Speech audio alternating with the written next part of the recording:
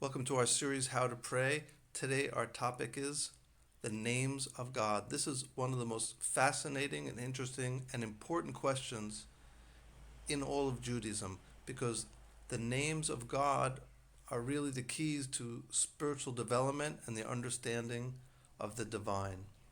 It's the center of all of Kabbalistic thought, and it's essential for understanding our daily practice of prayer. But for many, it's a very confusing subject. And in this series, as we've been doing, we're going to try to break this down and take very profound ideas and make them very accessible and practical for use in your daily prayer. So we're going to address the issue of the names of God in a very specific context. And that context is going to provide a foundation for seeing this issue very, very clearly. The context is the specific formula for a blessing. In our formula for a Jewish blessing, we say, in the English translation, "Praised are you, Lord, our God, King of the world." So in this formula, there are three different names of God. And in the English, it's rather confusing because all those names seem very similar. A Lord is a ruler, a king is a ruler, God is the ruler of the world. So what is really being added by expressing the different names? Is it just a poetic expression of praise? What can we learn about these names? Well, in order to really go deeply into this issue, we obviously have to go into the Hebrew source of the translation. And we'll see that those three names are very different and require a bit of an analysis and investigation into their meaning. And because of that, we're going to take probably two presentations to discuss this issue. Today, we're going to focus on the first name, which is translated as Lord, which refers to the Hebrew, which is the four-letter name of God that is unpronounced. Instead, we do not pronounce that name as it is written. We use a different Hebrew word, which is translated as Lord, and that's the accurate translation, Lord or Master, for what we describe as Adonut.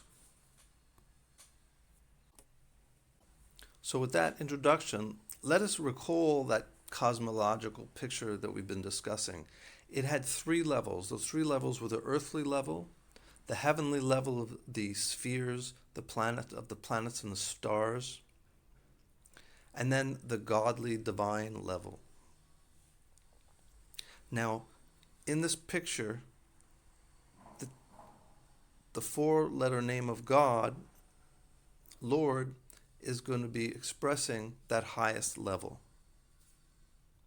because it's the power of God that brings the whole cosmos into existence and provides its power and sustenance and its life.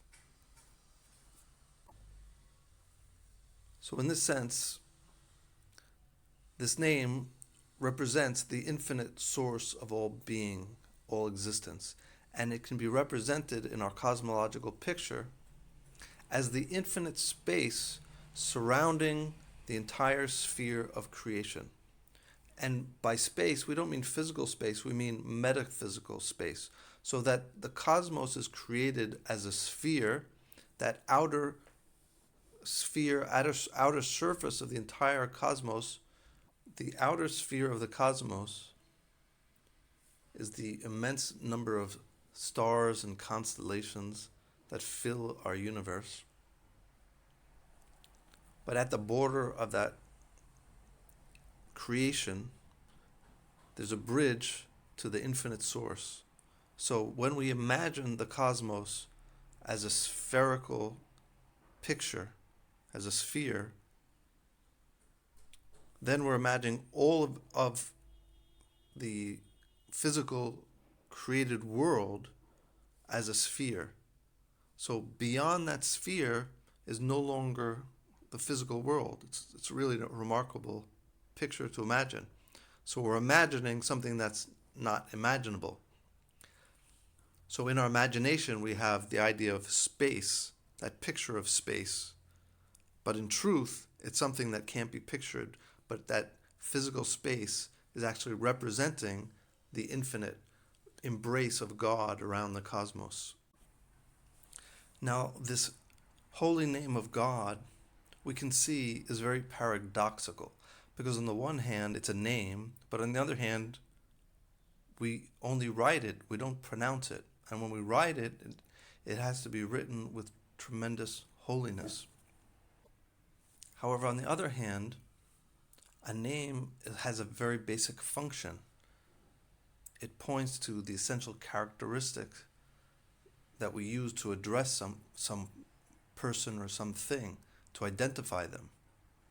But how can you identify the infinite creator of everything? What would we look towards if he's beyond all our capacity for understanding and analyzing and grasping? What are we going to point at? So on the one hand, God truly is unnameable, but on the other hand, at the burning bush, he reveals his name to Moses. Now, this is an important point to consider when discussing this issue. In the Torah, all the names of our patriarchs and all the children of Yaakov, their names are given with an explanation of the meaning of their names. They're not arbitrary names.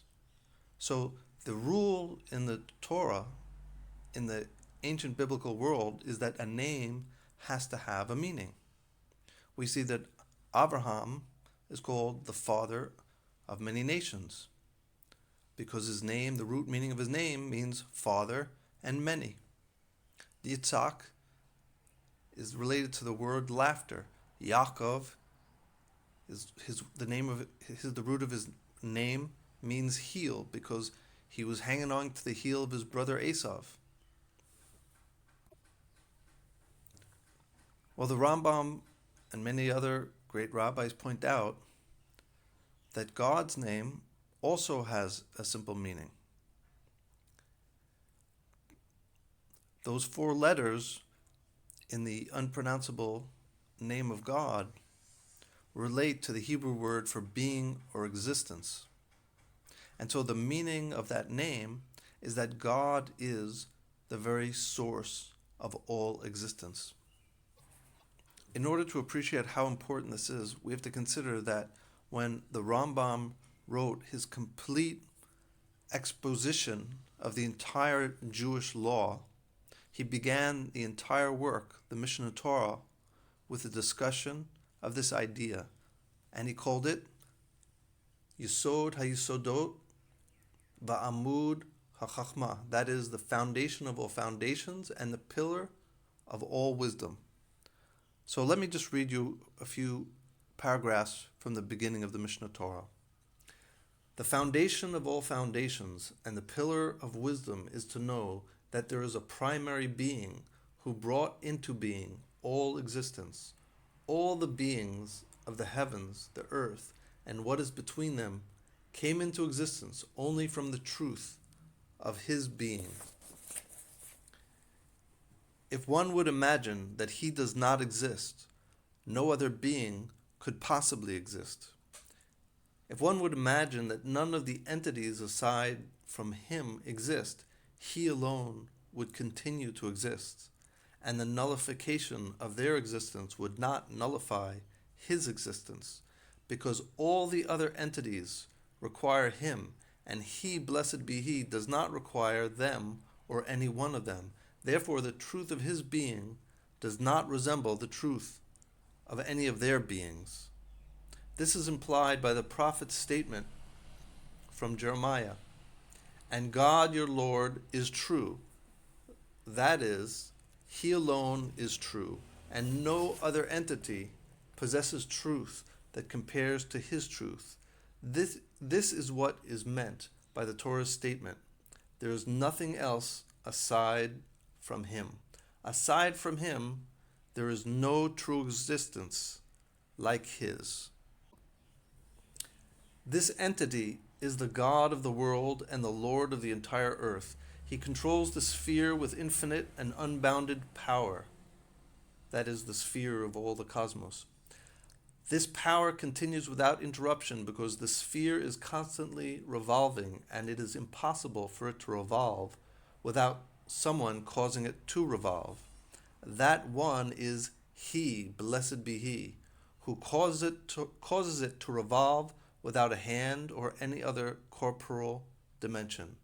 The knowledge of this concept is a positive commandment, as implied by Exodus, chapter 20, verse 2. And that verse says, I am God your Lord. Anochi Hashem Elohecha.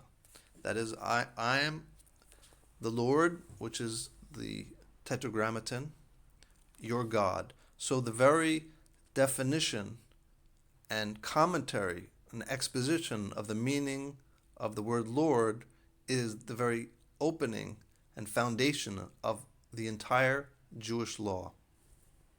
In our next presentation, we will discuss how we can now bring this understanding, this profound vision of the creator of the world that the Rambam describes so beautifully, how we can bring this idea into the way that we express our blessings. How can we connect to this infinite source of our existence in our daily lives?